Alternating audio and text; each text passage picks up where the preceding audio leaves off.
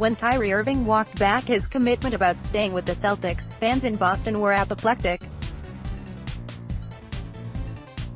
Instead of assuaging fears as the rumor mill continued to heat up, Irving told everyone about his future. "Ask me July 1st. This certainly wasn't the answer anyone wanted to hear, but on a macro level, at least there is a date involved.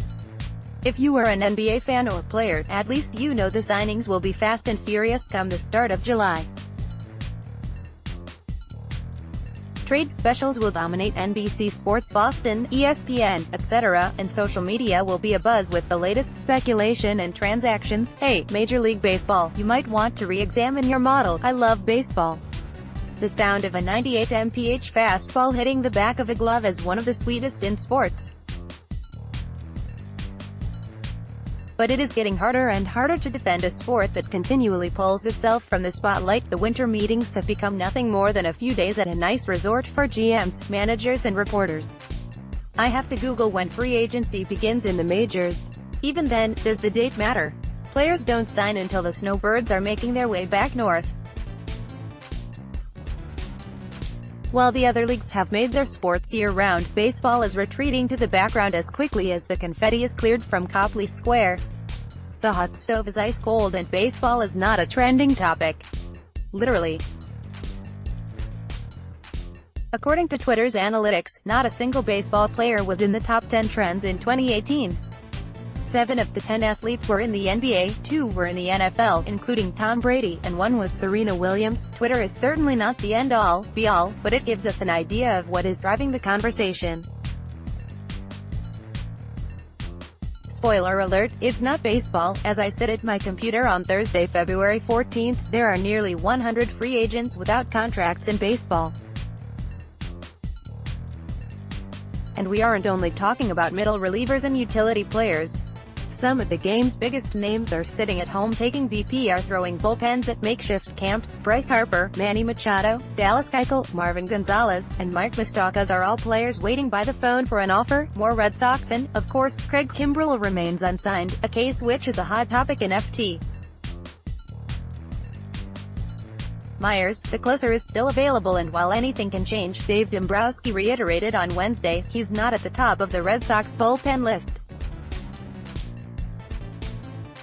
I think most of the guys we would talk to would be big league invites, minor league contracts. The depth we have in our bullpen, we like. Kimbrel was reportedly looking for a 6-year deal in the ballpark of $100 million. Subsequent reports suggested he backed off the years and 9-figure demands, but he would still like a multi-year deal. So he sits and waits, and while his former teammates are mired in the sunny monotony of PFP drills, Chris Sale, who himself will become a free agent at the conclusion of the 2019 season, was careful with his words but still managed to express his displeasure. Sale told reporters on Wednesday, "I don't want to get too far into it with the politics of baseball and all that stuff, but Kimbrel's as good as it gets. He 100% makes any team better that he plays for, right? And it's crazy to think that there really hasn't been a whole lot of traction with him. Unfortunately for baseball and its fans, this isn't an isolated incident. Last season we also saw a lull in free agency. The trend in 2018 was enough to worry Red Sox starting pitcher Nathan Eovaldi, who knew he didn't want the stress of waiting around. It's tough. You don't know what team you're going to be helping, what your role is going to be, and you know it makes it hard. I didn't want to deal with that, which is why Eovaldi told his representation to get a deal done and fast." Eovaldi said on Wednesday, "I told my agency, even if it's not the best deal, I want to sign early. Because anything to me is going to be better than where I was at.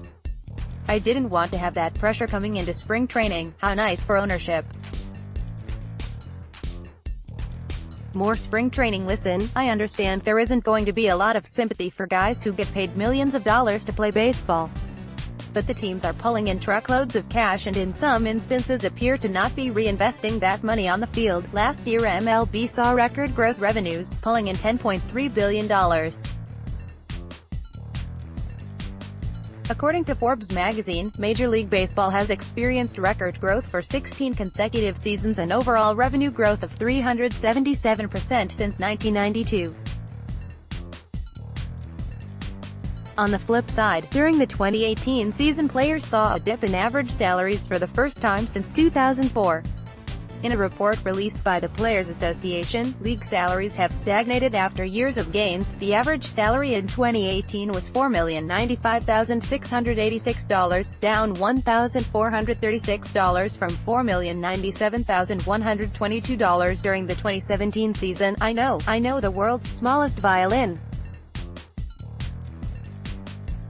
But stay with me here. Last season, 14 of the 30 teams in baseball finished under .500.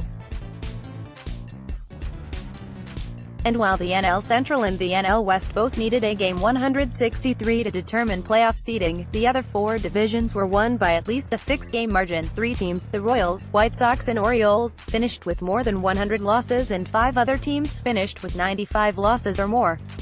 It is the first time in MLB history 8 teams have finished with 95+ in the loss column.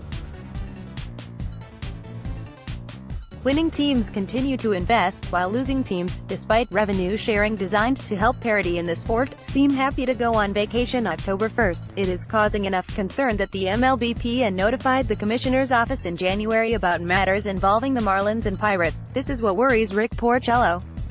The Red Sox right-handed pitcher is thinking about the welfare of the game and its fans. Guys are going to make money, guys are going to get paid, but it's about the game, keeping the fans engaged, keeping them interested, and basically giving them what they want and should have as a die-hard baseball fan. His teammate Chris Sale echoed those concerns, saying, "I think, obviously, with half the league just showing up for checks, it doesn't help. Not trying to win, those kinds of things, so obviously your market kind of goes down a little bit." Players I spoke with were reluctant to make harsh accusations about the current state of business affairs, but the past 2 years mean their eyes are wide open. Porcello told me, "There's definitely some concern, but trying to look at it from a neutral, objective standpoint, you have to let the whole process play out and wait and see." The question is, can baseball afford to take a wait-and-see approach? More Red Sox last season. League attendance was down 4% from 2017. It is said poor weather in the spring contributed to smaller crowds, but it was also the first time in 17 years average game attendance slipped below 30,000. There is a laundry list of things the league could do to make things better.